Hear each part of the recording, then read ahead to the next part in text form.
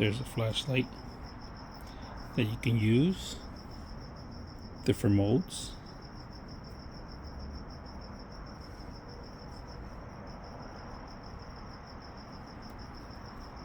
This is a flashlight at night.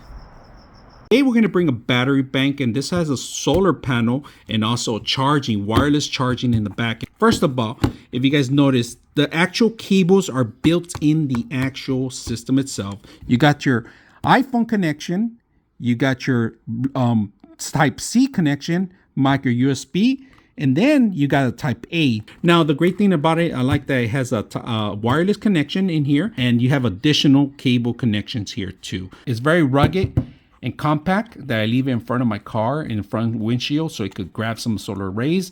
You won't get 100% fully charged in a day's work. You actually have to plug it in, but if you leave it a couple of days, it will fill up. Now, this is great for road trips, long trips, any kind of trips that you're taking. Multiple chargers that anybody's phone can be compatible with iPhone, Android. Power button is located at the end. So powering on, like I said, you power it on. It tells you indicator how much charge you have. The last one is actually a lighting indicator. If your flashlight's on, you have different tones on your flashlight. So you hold down the power button, you hold it down for a couple seconds, 1, 2, 3, and then your light comes on.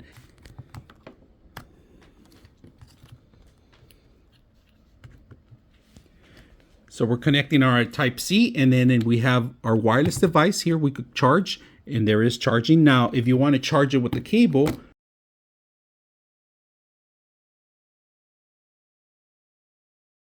you can charge them both at the same time using the unit.